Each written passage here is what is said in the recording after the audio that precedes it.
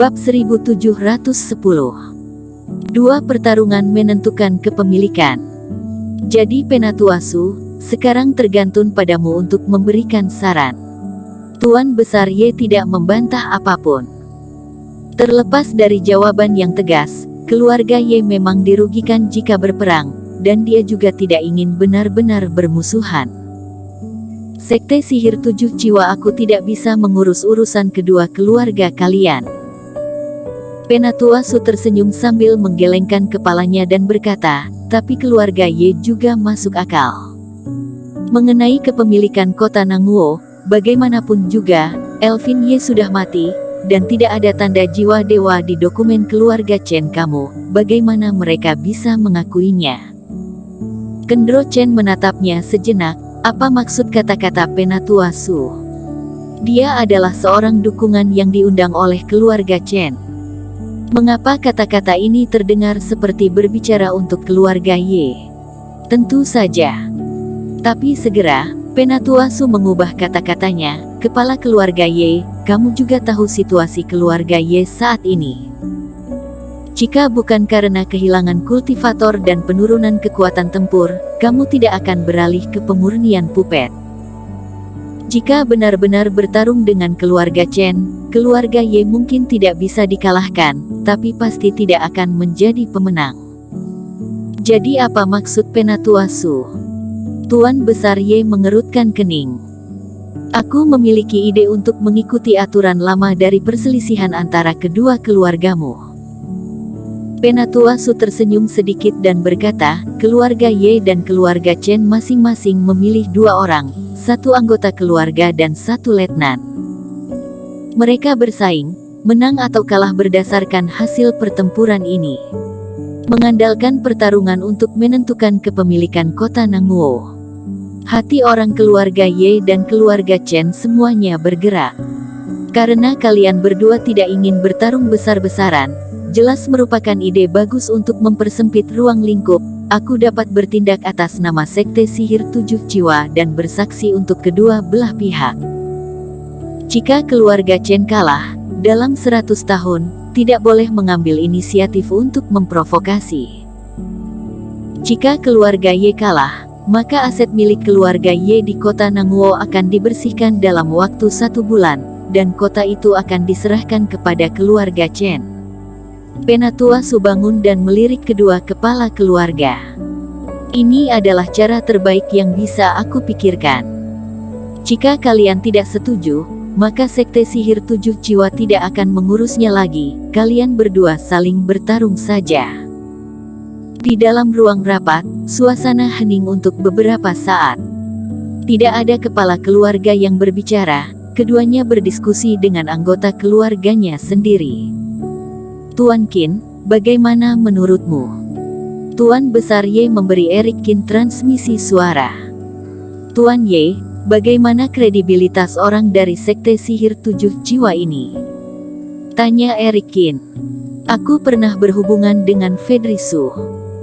Walaupun masuk Sekte Sihir, pilihan berlatih teknik saat itu sebenarnya cukup terkenal. Apalagi Sekte Sihir Tujuh Jiwa utamanya mempelajari jiwa dan masih sangat berbeda dari Sekte Sihir yang hanya membunuh membabi buta dan menghisap darah orang.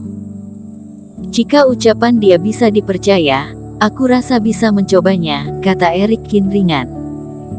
Menjaga kota Nanguo adalah tujuan terbesar keluarga Ye, tetapi semua orang tahu bahwa itu belum tentu dapat dicapai dengan memiliki puppet.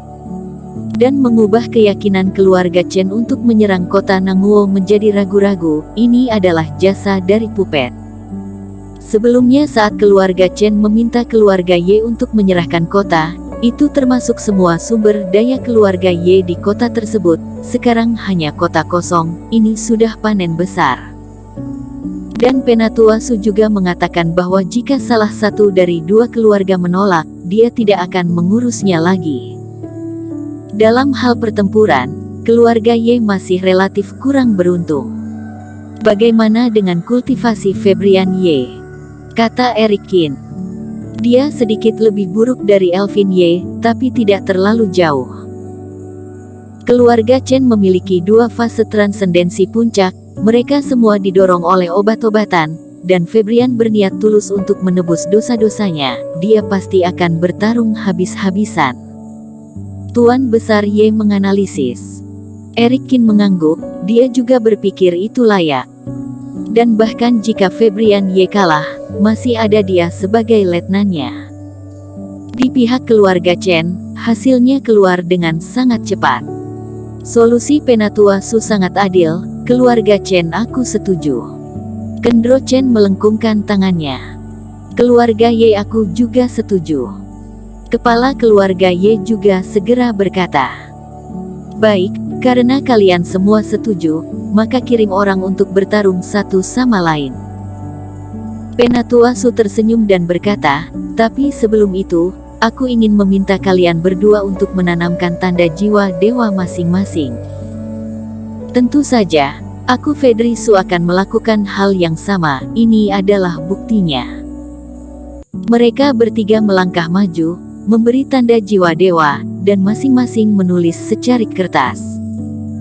Dengan cara ini, metode penyelesaian kontradiksi antara keluarga Ye dan keluarga Chen menjadi dua pertempuran. Di lapangan keluarga Ye suasananya khusyuk, semangat juang yang kuat membubung ke langit, mengaduk-aduk langit, dan cuaca terus berubah. Keluarga Chen dan keluarga Ye berada di kedua sisi dan terlihat serius.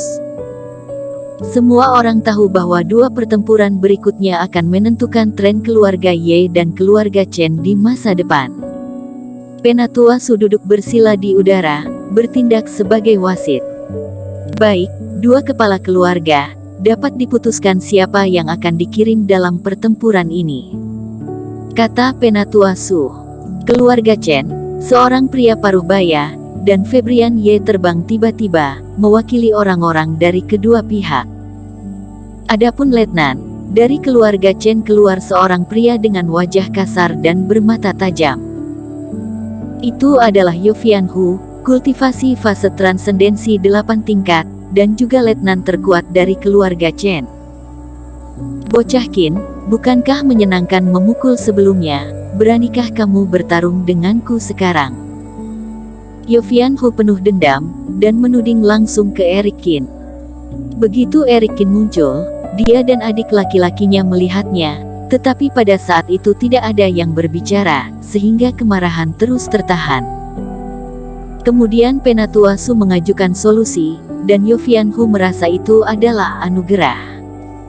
Apakah kamu ingin membuatku bersemangat?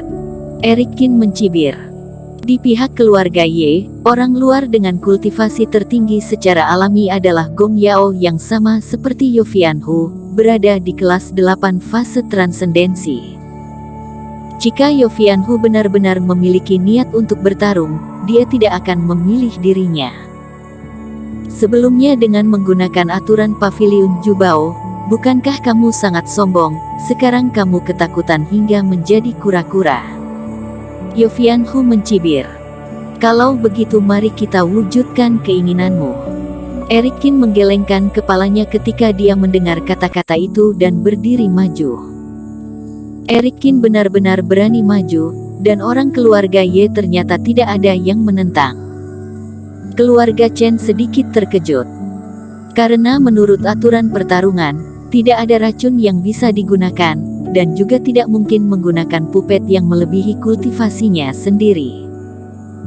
Kalau tidak, kamu menghabiskan banyak uang untuk membeli sebotol kabut beracun untuk kultivator fase penilaian, atau membawa puluhan pupet top, itu tidak adil. Bagaimanapun, ini bukan duel hidup dan mati yang liar, masih membutuhkan beberapa batasan. Dengan demikian, Eric Kin hanyalah kultivasi dari fase transendensi level 4, Yofian Hu dari fase transendensi level 8. Apakah keluarga Ye tidak ingin menang? Namun, orang-orang keluarga Chen melihat orang-orang dari keluarga Ye, dan mereka terkejut menemukan bahwa semua orang di keluarga Ye penuh percaya diri. Bagaikan Eric Kin bukanlah fase transendensi level 4, melainkan fase transendensi puncak.